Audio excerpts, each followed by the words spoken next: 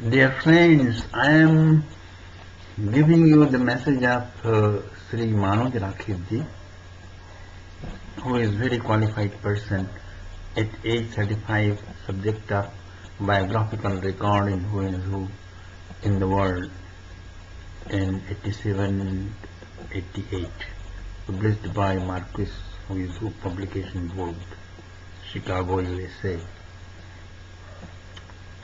He worked with many people from different countries all over the world. High school with 2 distinctions and a state merit scholarship, university graduate with 6th rank, chartered accountant, company secretary, computer programming and systems analysis diploma. For several generations, the family had tradition of spirituality and higher education. Yashodharma, childhood name given by grandfather Dr. P.C. Rakhi. At age 46, had very deep spiritual experiences. At 48, gave up work for living. At 50, began writing as an offering to Ma Bhavatarani and Sri Narayan. My dear friends, now we are letting you know the feelings of Sri Manoj Rakhit ji. Manoj Rakhit ji says, I grew up listening to a very popular song that was written by a very famous Urdu poet Muhammad Iqbal, which began as मजहब नहीं सिखाता आपस में बैर कर रखना.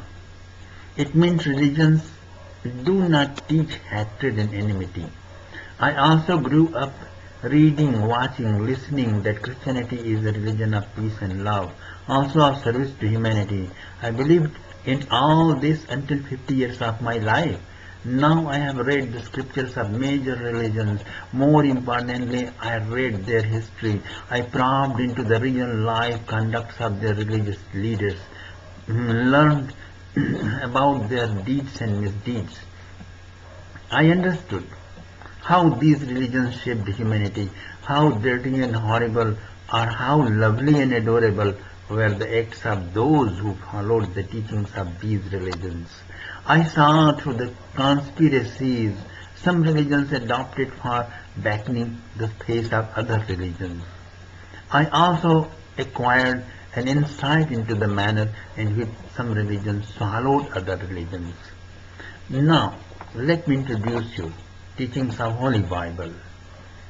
Sources: Holy Bible, Vatican Authorized King James Version, Pilot Books, Athens, Gordon, Broadman and Holman Publishers, Belgium. Okay. The New Ford Dictionary of English. Oxford Dictionary tells us that the first part, Old Testament of Christian Bible, is of Jewish origin. In other words, those teachings as contained in the first part of Holy Bible are endorsed by Christianity and followed by those Christians who have read the Holy Bible and adore it. King James Version of Holy Bible is the Vatican Authorized Version. And considering that it has Pope's endorsement, I have reproduced here the contents of Holy Bible primarily from this version. I am sure that you would be compelled to re-evaluate your impressions about Christianity, supposedly the embodiment of peace, love and service to humanity. With that, your image of Jesus Christ may undergo a sea change by the time you have done with this book. I heard my speaking on the book of Sri Manoj Rakhit ji. Now, let me begin, my dear friends. Holy Bible of Jewish origin, Old Testament, Deuteronomy 12:1. These are the statutes, the judgment, which ye shall observe to do in the land which the Lord God of thy fathers giveth thee to possess it, all the days ye live on the earth. Okay. 12:2. Ye shall utterly destroy all the places wherein the nations which ye possess serve their gods, upon the high mountains and upon the hills and every green trees. 12:3. And ye shall overthrow their altars, and break their pillars, and burn their groves with fire. And ye shall hew down the graven images of their gods, and destroy the names of them out of that place. 13:6. If thy brother, the son of thy mother, or thy son, or thy daughter, or the wife of thy bosom, or thy friend, which is thine own soul, entice thee secretly, saying, Let us go and serve other gods, which thou hast not known, nor thy father. 13:7. Namely, of the gods of the people which are around about you, nigh unto thee, or far off from thee, from the one end of the earth, even unto the other end of the earth. 13:8. Thou shalt not consent unto him, nor hearken unto him, neither shall thine eye pity him, neither shalt thou spare, neither shalt thou conceal him. 13:9. But thou shalt surely kill him. Thine hand shall be first upon him to put him to death, and afterwards the hands of all people. 13:10 says, And thou shalt stone him with stones, that he die, because he hath sought to thrust thee away from the Lord thy God. 16:20-17. But of the cities of these people, which the Lord thy God doth give thee for an inheritance, thou shalt save alive nothing that breatheth, but thou shalt utterly destroy them. 13:24 says, They shall be burned with hunger, and devoured with burning heat, and with bitter destruction. I will also send the teeth of beasts upon them, with the poison of serpents of the dust. 13:25 says, The sword without and terror within shall destroy both young men and the virgin, the suckling, also with the men of grey hairs. Holy Bible of Jewish origin, Old Testament, Isaiah says, 13:16, Their children also shall be dashed to pieces before their eyes, their houses shall be spoiled, and their wives ravished, that means raped. Okay? So, this religion asks people to rape. Look at this. Bible, Holy Bible of Jewish religion, Jewish origin, Old Testament, Numbers 13:17.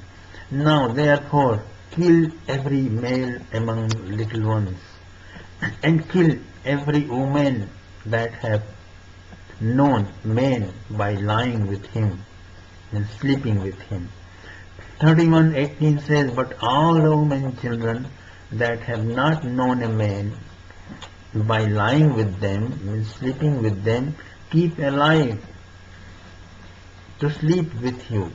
Holy Bible of Jewish origin, Old Testament, Exodus says, 23:24, Thou shalt not bow down to their gods, nor serve them, nor do after their works,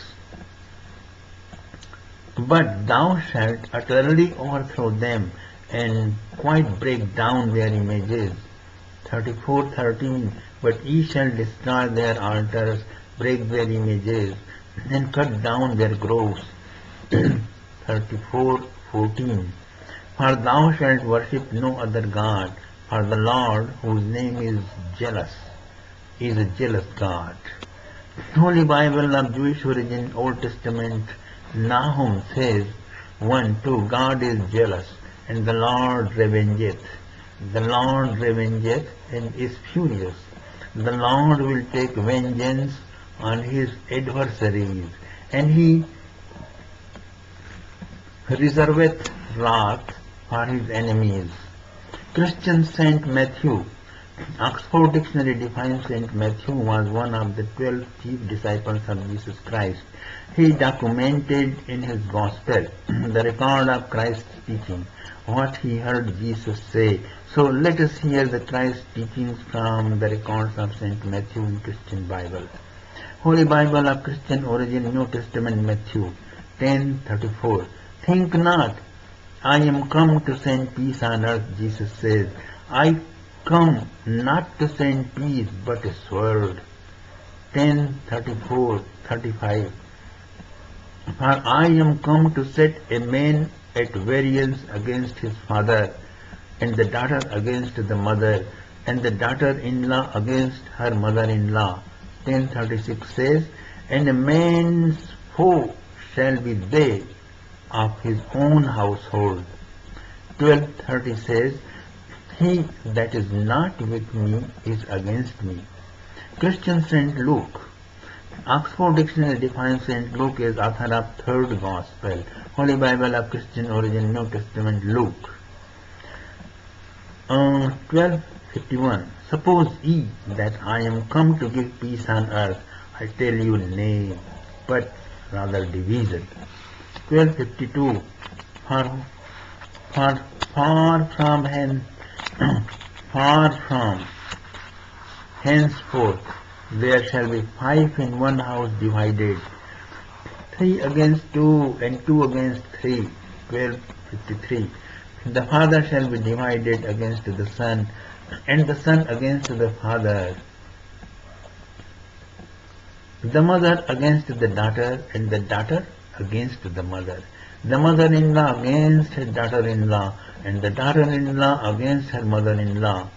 14:26. If any man come to me and hate not his father, and hate not his mother, hate not his wife, hate not his children, hate not his brethren and sisters, and his own life also hate not, he cannot be my disciple.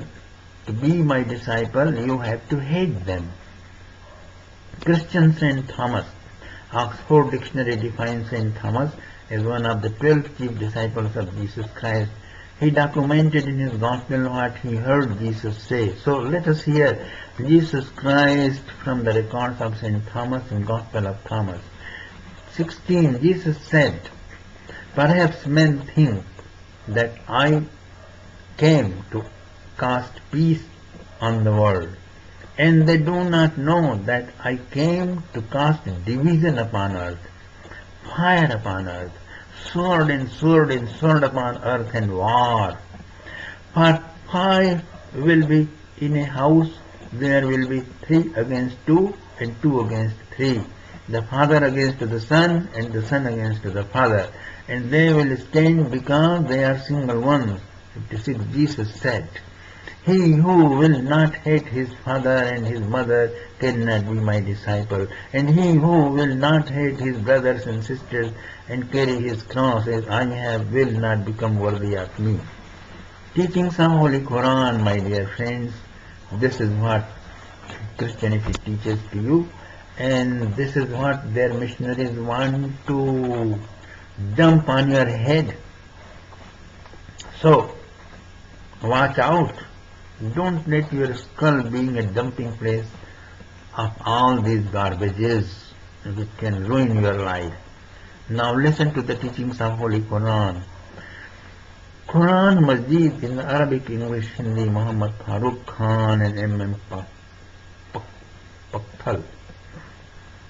Okay, eminent historians, their technology, their line, their fraud, Arun Shauri. So, writ petition 227 of 1985 filed in Kolkata High Court. The initiative of Himanshu Kishore Chakravarti of Behala, Kolkata, became the starting point of this action.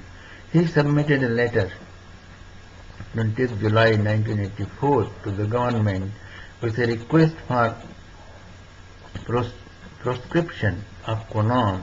He supported his letter with annexure sayings of Quran which preach cruelty, incite violence, and disturb public tranquility, enlisting 37 ayats, sayings of Quran which promote on grounds of religion feelings of enmity, hatred, and ill will between different religious communities in India, enlisting all these. So what he got?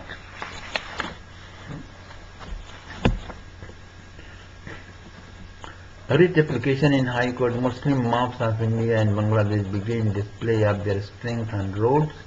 Adopting their usual techniques, central government went into panic and the Attorney General argued against the petition, stating that Quran is a divine book compiling Allah dictates.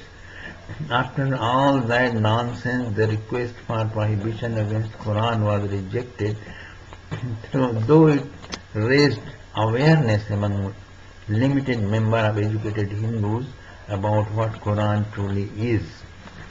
This rejection was made by communist government in Bengal and the cruel Congressy government in the center. So now listen what. But look at the wise judges of Russian court. They banned Islam and Quran in September 2013, and they have legally condemned it and says it is violence igniting and it is dangerous to establish peace in the country. So listen what are the points in Quran which Russian court declared it is illegal to accept in their country. Surah 2nd Al-Baqarah says, ayat 193, fight against them until idolatry is no more and Allah's religion reigns supreme. Ayat 216, fighting is obligatory for you. Fighting is obligatory for you, much as you dislike it. Surah 4, An-Nisa said, ayat 56, lo, those who disbelieve our revelations, we shall expose them to fire as often as their skins are consumed. We shall exchange them for fresh skins that they may test the torture. Lo, Allah is ever mighty, wise. Ayat 91 says, then if they turn their backs, take them and slay them wherever you find them. Surah 8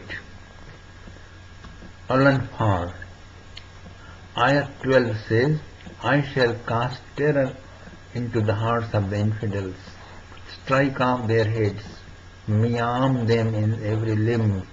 Ayat 15-18 says, it was not you but Allah who slay them.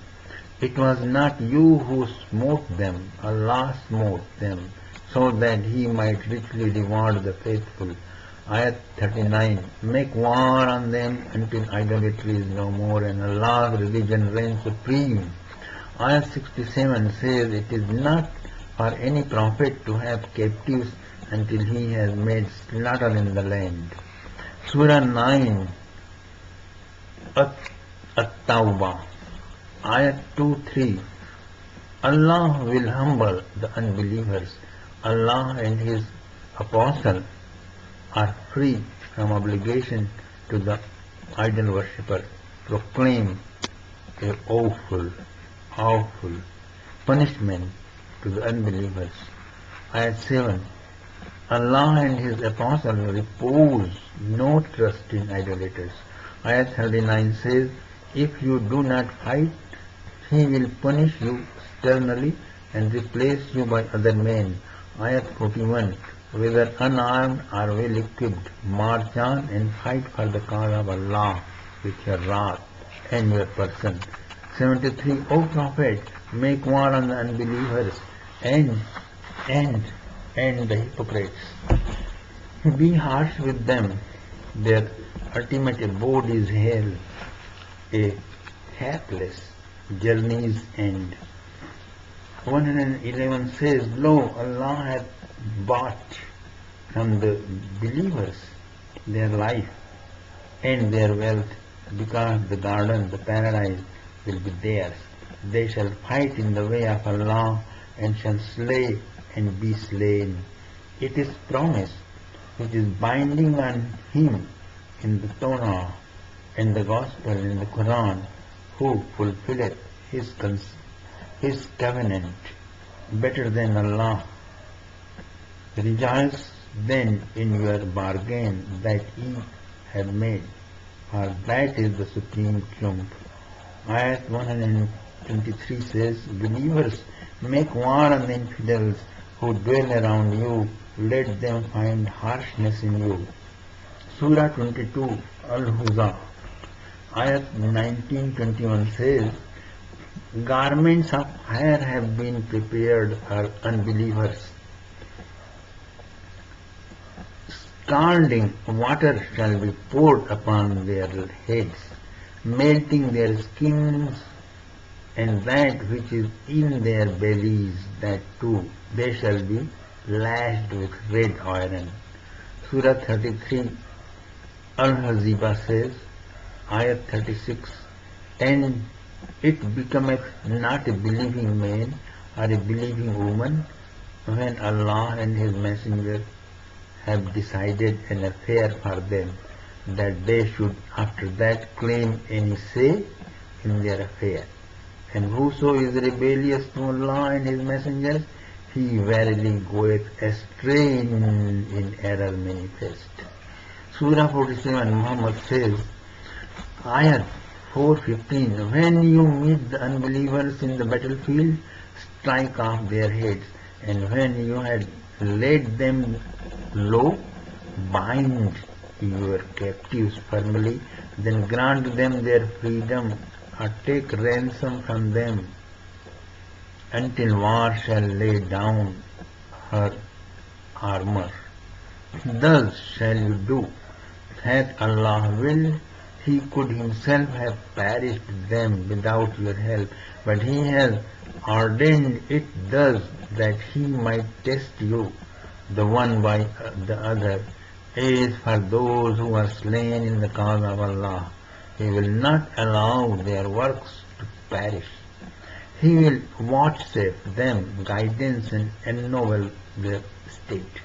He will admit them to the paradise He has made known to them. Believers, if you help Allah, He will help you and make you strong, but the unbelievers shall be consigned to perdition, eternal damnation. He will frustrate their works. Allah is the protector of the faithful. Unbelievers have no protector. Allah will admit those who embrace the true faith of gardens, paradise, watered by running streams. The unbelievers take their full of pleasure and eat as the beasts eat, but hell shall be their home. They shall abide in hell forever and drink scalding water, which will tear their bowels. Surah 48 Al-Fath said, Ayat 29, Muhammad is Allah's apostle. Muhammad is Allah's apostle. Those who follow him are ruthless to the unbelievers, but merciful to one another. Surah 60 Al-Mumtahana, Ayat 4, We renounce you, the idolaters. We renounce you. Enmity and hate shall reign between us until we believe in Allah only. Surah 66 At-Tahrim, Ayat 9, O Prophet, make war on the unbelievers and the hypocrites, and deal sternly with them. He shall be their home, evil their fate. Surah 69 in Haqqa, Al-Haqqa, Ayat 30, 33. We shall say, lay hold of him and bind him, burn him in the fire of hell, and then fasten him with a chain 70 cubits long, for he did not believe in Allah the Most High.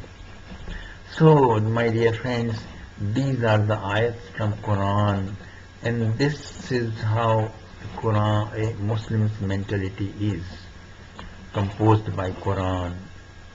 Now, let us enter what Hinduism teaches. So, Srimad Bhagavad Gita, Gita Press Gorakhpur, Hindu View of the World, essays in the Intellectual Kshatriya tradition, N.S. Rajaram. and Pandit Ravi Shankar and Angel Akar, selection from Hindu scriptures, Manusmriti. Okay, Bhagavad Gita 4:11, 9:29 says, whosoever by whatsoever path approaches me, whosoever treading whatsoever path, ultimately he approaches me. I accept him for his salvation.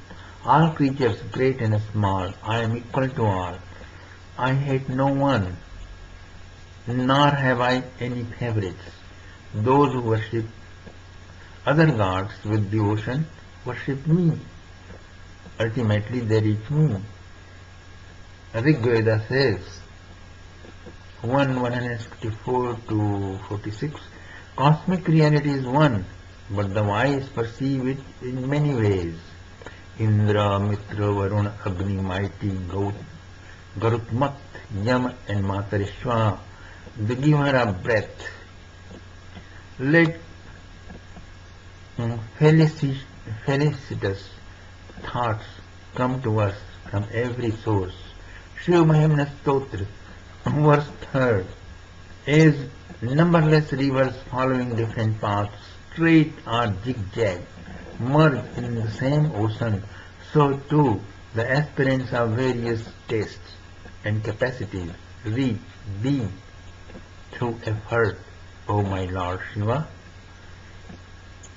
This is how Hinduism teaches to humanity. Taittiriya Upanishad, Brahmavalli and Bhriguvalli says, Shanti Mantra. May the Lord protect us together.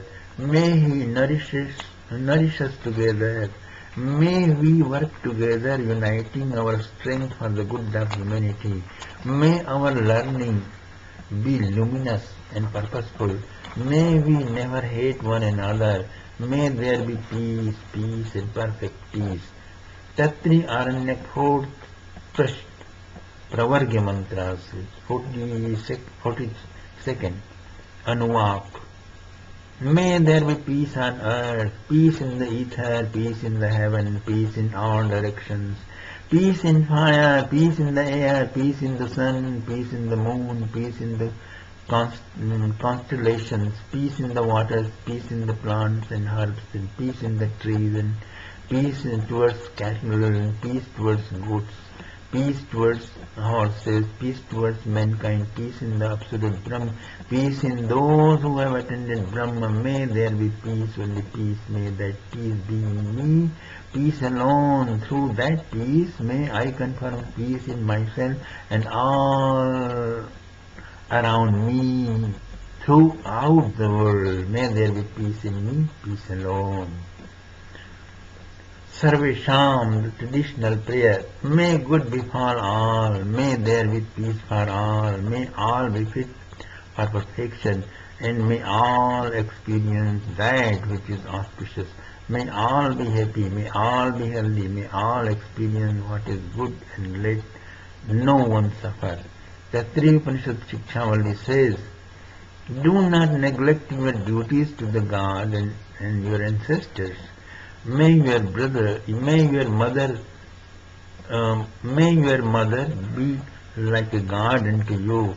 May your father be like a god unto you. May your guru be like a god unto you. May your guest be like a god unto you.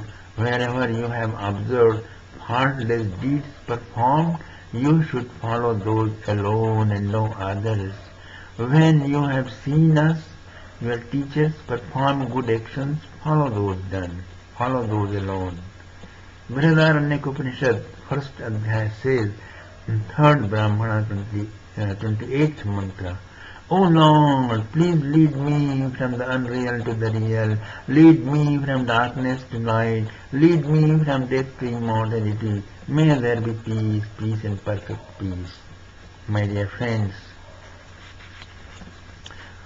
Manusmriti says, when a king fights with his foe in the battlefield, he should not strike with weapons which are concealed, barbed, poisoned, or the points of which are blazing with fire. Let the king not strike one who in fight and fear has climbed around, not any notch, nor one who joins palms of his hands in supplication, nor one who flees with flying hair, nor one who sits down, nor one who says, I am dying, nor one who sleeps, nor one who has lost his coat of mail under his armor, nor one who is naked, nor one who is disarmed, nor one who looks on without taking part in the fight, nor one who is fighting with another foe, nor one whose weapons are broken, who is afflicted with sorrow, who has been grievously wounded, who is terrified, nor one who is running away. He should remember the rule of conduct of an honorable warrior. So, my dear friend, this is what Hinduism teaches. Now, let me introduce you the judgment of Delhi Metropolitan Magistrate. With due regard to the holy book of Quran Majid, a close perusal of the ayats shows that same are harmful and teach hatred and are likely to create differences between Muhammadans and on one hand and the remaining communities on the other. J.S. Mohab, 31/7/1986. Now, let me introduce you to Swami Vivekananda and what he thinks on Islam. His lifetime is from 1862 to 1902. Think of the millions massacred through his Muhammad's teaching. Mothers bereft of their children, children made orphans, whole countries destroyed and millions upon millions of people killed. This is from complete works of Swami Vivekananda, Volume 1, page 184. In the Quran, there is the doctrine that a man who does not believe these teachings should be killed.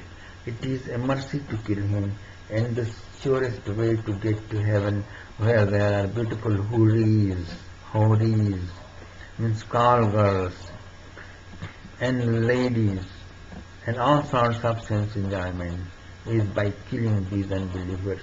Think of the bloodshed there has been in consequence of such beliefs.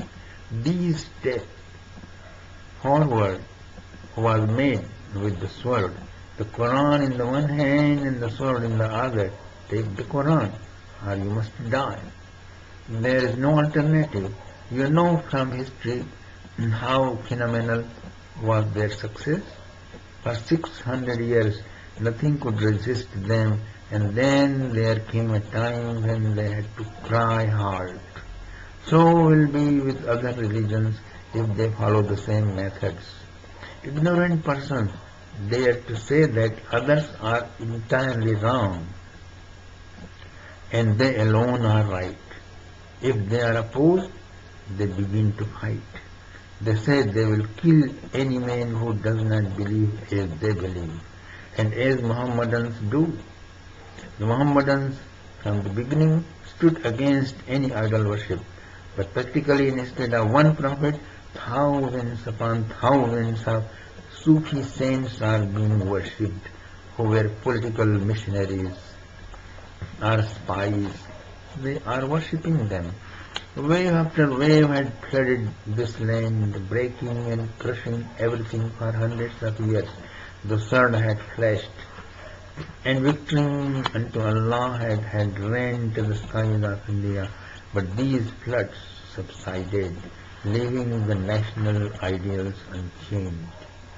The wave of Mohammedan conquest, which had swallowed the whole earth, had to fall back before India.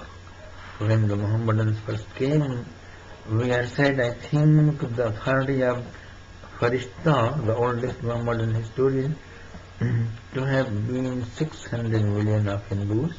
Now we are about 200 million. And then every man going out of the Hindu fold is not only a man less, but an enemy more, additional enemy more. Again, the vast majority of Hindu perverts to Islam and Christianity are perverts by sword or the descendant of these. Rabindranath Tagore, a great poet, a wise man from Bengal, 1861 to 1941. What he says, Islam and Christianity, my dear friends, let's see. There are two religions on the earth which have distinct enmity against all other religions. These two are Christianity and Islam. They are not just satisfied with observing their own religions, but are determined to destroy all other religions. That's why the only way to make peace with them is to embrace their religion. A very important factor which is making it almost impossible for Hindu-Muslim unity to become an accomplished fact is that Muslims cannot confine their patriotism to any one country. I had frankly asked the Muslims whether in the event of any Mohammedan power invading India, they, the Muslims, would stand side by side with their Hindu neighbors who offered them food, clothes, home to live, nourished them. Will they side them? Will they help them in the time of trouble when other Muslim fanatics attack them? Will they defend their common land? I was not satisfied with the reply I got from them. Even such a man as Mr. Muhammad Ali has declared that under no circumstances it is permissible for any Mohammedan, whatever is his country, to stand against any other Mohammedan. Times of India, 18/4/1924, published. Mrs. Annie Besant, the founder of famous Theosophical Society, what she says on Islam. She lived from 1847 to 1933. Great humanist leader and ex-president of Indian National Congress told, but since the Khilafat agitation, things have changed, Annie Besant says, and it has been one of the many injuries inflicted on India by the encouragement of the Khilafat crusade that the inner Muslim feeling of hatred against unbelievers has sprung up, naked and unashamed, as in the years gone by. We have seen revived as guide in practical politics the old Muslim religion of the sword. We have seen the dragging out of centuries of forgetfulness, the old exclusiveness, claiming the Jazirut Arab, the island of Arabia, as a holy land, which may not be trodden by the polluting foot of a non-Muslim. We have heard Muslim leaders declare that if the Afghans invaded India, they would join their fellow believers and would slay Hindus who defended their motherland against the foe. We have been forced to see that the primary allegiance of Muslims is to Islamic countries, not to our motherland. We have learned that their deepest hope is to establish the kingdom of God, not God as Father of the world, loving all His creatures, but as God seen through Muslim spectacles, resembling in His command through one of the prophets, the dictatorial prophet. The claim now put forward by Muslim leaders that they must obey the laws of their particular prophet above the laws of the state in which they live. The state which nourished them, offered them food, clothes, living, wife, work. They lift their arms against that same nation, is subversive to civic order and the stability of the state. It makes them bad citizens, for their center of allegiance is outside the nation. Malabar has taught us what Islamic rule still means, and we do not want to see another specimen of the Khilafat Raj in India. How much sympathy with the mob laws is felt by Muslims outside Malabar has been proved by the defense raised for them by their fellow believers and by Mr. Mohandas Karamchand Gandhi himself, who stated that they had acted as they believed that their religion taught them to act. I fear this kind of pervert Mohandas Gandhi, if this Mohandas Gandhi-like people exist in India, as many they exist, they are burden for their country. They are rogues and bastards in this country. I fear there is no place in a civilized land for people who believe that their religion teaches them to murder, rob, rape, burn, or drive away out of the country those who refuse to apostatize from their ancestral faith. The thugs believed that their particular form of God commanded them to strangle people, especially travelers with money. Such laws of God cannot be allowed to override the laws of civilized country, and the people living in the 20th century must either educate people who hold these middle-age views or else exile them in thinking of an independent India. The menace of Muslim rule has to be considered. Now, my dear friends, listen to Sarath Chandra Chattopadhyay, 1938 to 1876. 1838 to 19... whatever. Okay. 1938. The famous Bengali novelist Sri Sarath Chandra Chattopadhyay, another icon whom pseudo-secularists often quote, said about the Muslims as follows: in fact, if the Muslims say we want unity with the Hindus, it cannot be anything but a deception.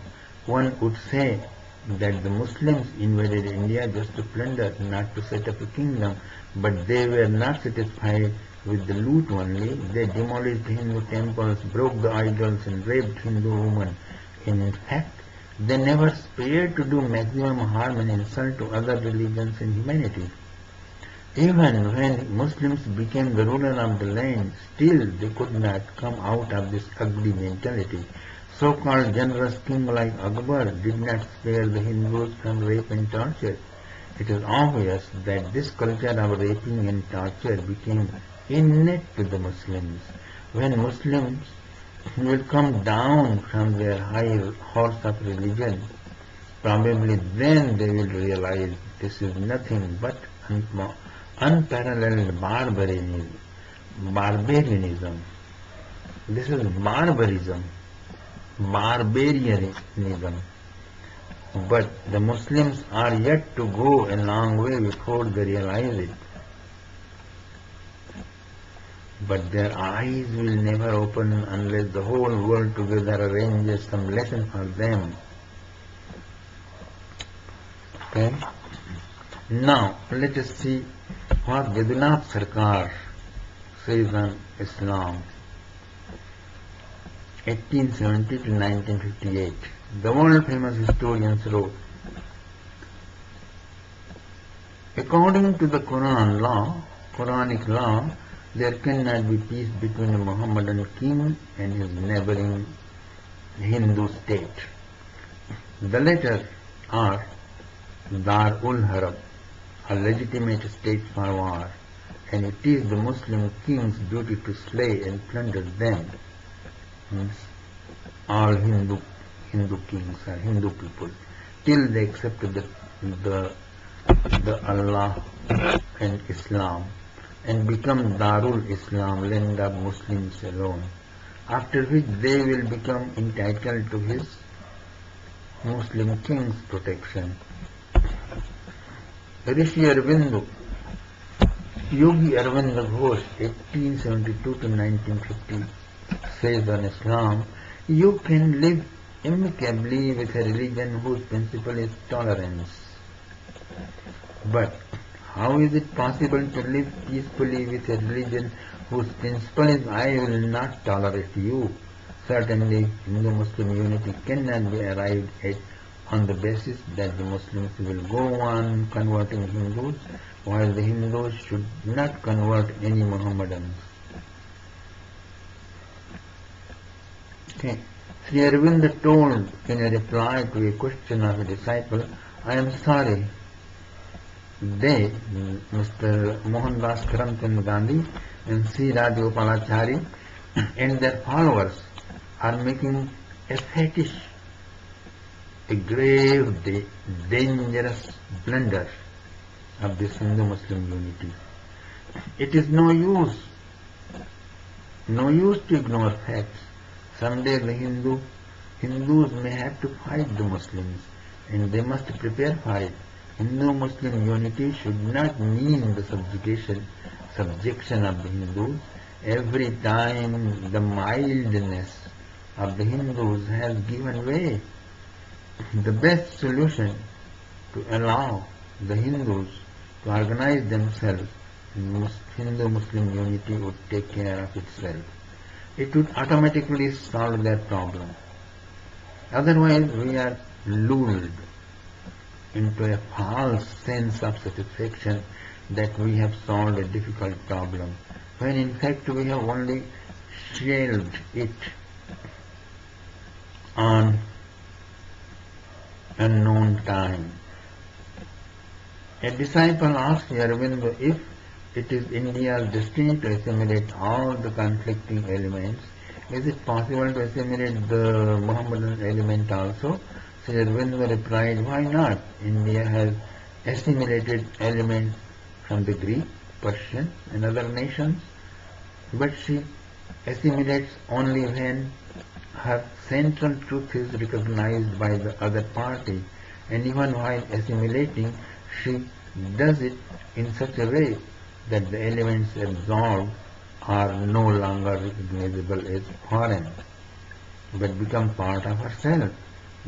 The assimilation of Mohammedan culture was also done in the mind to a great extent, and it would have perhaps gone further, but in order that process may be complete, it is necessary that change in Mohammedan mentality should come first.